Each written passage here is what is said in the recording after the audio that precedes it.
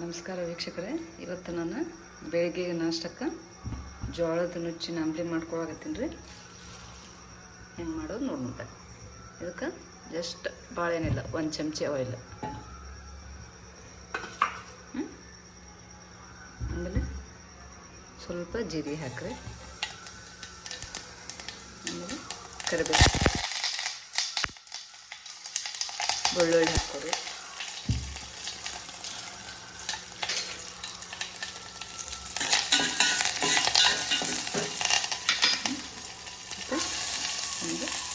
ಅರ್ಧ ಉಳ್ಳಾಗಡ್ಡೆ ಹಾಕೋರಿ,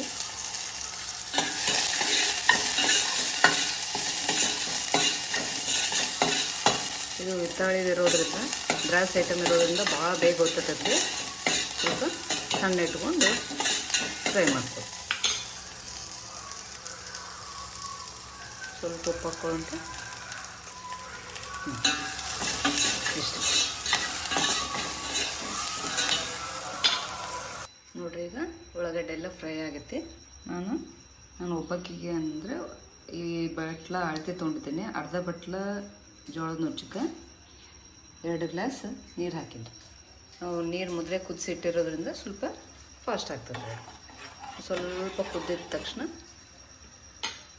ಬಿಸಿನೀರು ಹಾಕಿನ್ರಿ. ಈಗ ಇದನ್ನು ನುಚ್ಚಾಕಿ ತಿರ್ಸ್ಬಿಡೋದ್ರಿ. ಮೊದಲಿನ ಕಾಲಿನ ಮಂದಿ ಜೋಳದ ನುಚ್ಚು, ಅಂಬ್ಲಿ, ಮಜ್ಜಿಗೆ ಸಾರು, ಹಾಲು, ತುಪ್ಪ ಹಾಕ್ಕೊಂಡು ತಿಂತಿದ್ರು. ಅದು ತಿನ್ನೋದ್ರಿಂದ ಅವರೆಲ್ಲ ಭಾಳ ಗಟ್ಟಿಮುಟ್ಟಿರ್ತಾರೆ ರೀ. ಇದರಲ್ಲಿ ಜೋಳದಲ್ಲಿ ಲೋ ಗ್ಲೈಸಿಮಿಕ್ ಇಂಡೆಕ್ಸ್ ಇರೋದ್ರಿಂದ ನಮ್ಗೆ ಬ್ಲಡ್ ಶುಗರ್ಸ್ ಒಮ್ಮೆಲೇ ಜಾಸ್ತಿ ಆಗೋದಿಲ್ಲ, ಸ್ಲೋ ಆಗಿ ಇನ್ಕ್ರೀಸ್ ಆಗ್ತೈತಿ. ಇದು ಡಯಾಬಿಟಿಕ್ ಪೇಷಂಟ್ಸ್ಗೆ ತುಂಬ ಹೆಲ್ಪ್ ಆಗ್ತೈತೆ ರೀ. ಮತ್ತು ನಮಗಾದ್ರೂ ರೈಸ್ ಐಟಮ್, ಉಪ್ಪಿಟ್ಟು, ಅವಲಕ್ಕಿ, ಚುರುಮುರಿ ಅಂಥವು ತಿನ್ನೋ ಬದಲು ಇದು ಜೋಳದ ನುಚ್ಚು ಮೊದಲಿನ ಕಾಲದ ಮಂದಿ ಏನು ತಿಂತಿದ್ರಲ್ಲ ಅದನ್ನು ನಾವು ತಿನ್ನೋದ್ರಿಂದ ನಮ್ಮ ಆರೋಗ್ಯ ನಾವು ಚೆನ್ನಾಗಿ ಇಟ್ಕೋಬೋದು. ಇದರಲ್ಲಿ ಹೈ ಫೈಬರ್ ಇರೋದ್ರಿಂದ ಏನಾಗ್ತೈತಿ, ನಮ್ಮದು ಹೊಟ್ಟೆ ತುಂಬಿದಂಗೆ ಅನಿಸ್ತೈತಿ, ಬೇಗ ಹಶ್ವಾಗೋದಿಲ್ಲ. ನೀವು ಒಮ್ಮೆ ಬೆಳಿಗ್ಗೆ ನಾಷ್ಟ ಮಾಡಿ ಹೋದರೆ ಮಧ್ಯಾಹ್ನ ಮಟ್ಟ ಆರಾಮ ಇರ್ಬೋದು ರೀ. ಬ್ಲಡ್ ಶುಗರ್ ಲೆವೆಲ್ಸ್ ಸ್ಲೋ ಆಗಿ ಕ್ರಮೇಣವಾಗಿ ಜಾಸ್ತಿ ಆಗ್ತದೆ ರೀ. ಬೇರೆ ಎಲ್ಲ ರೈಸ್ ಐಟಮ್ ತಿನ್ನೋದ್ರಿಂದ ಇಮ್ಮಿಡಿಯೇಟ್ ಶುಗರ್ ಲೆವೆಲ್ಸ್ ಜಾಸ್ತಿಯಾಗಿ ಡಯಾಬಿಟಿಕ್ ಪೇಷಂಟ್ಸ್ಗೆ ತೊಂದರೆ ಆಗ್ತದೆ. ಇದು ಗ್ಲುಟೆನ್ ಫ್ರೀ ಇರೋದ್ರಿಂದ, ಸಿರಿಧಾನ್ಯ ಇರೋದ್ರಿಂದ ನಿಮ್ಗೆ ಹೆಲ್ದಿಗೂ ಭಾಳ ಚಲೋ. ನಾನು ದಿನ ಇದನ್ನೇ ತಿಂದು ಹೋಗ್ತೀನಿ ರೀ. ತಿನ್ನೋದ್ರಿಂದ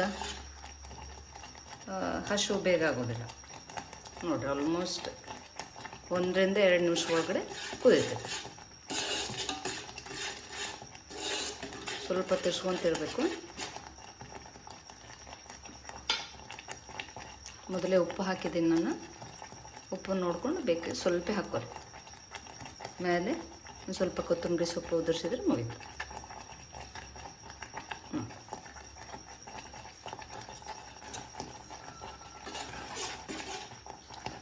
ನೀವು ಅನ್ಕೋಬೋದು ಈಗಿನ ಕಾಲದ ಮಂದಿ ಯಾರು ಜೋಳದ ನುಚ್ಚು ತಿಂತಾರಂತೇಳಿ.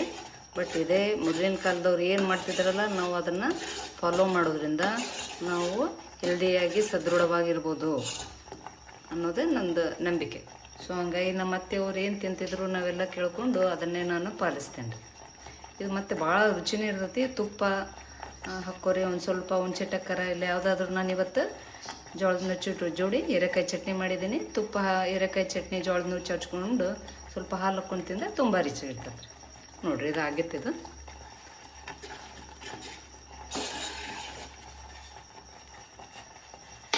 ಇದನ್ನು ಬಂದ್ ಮಾಡೋಣ್ರಿ. ಬಂದ್ ಮಾಡಿ ಆರಿದ ನಂತರ ಪ್ಲೇಟ್ನ ಹಾಕ್ಕೊಂಡು ಊಟ ಮಾಡೋದಷ್ಟೇ. Thank you.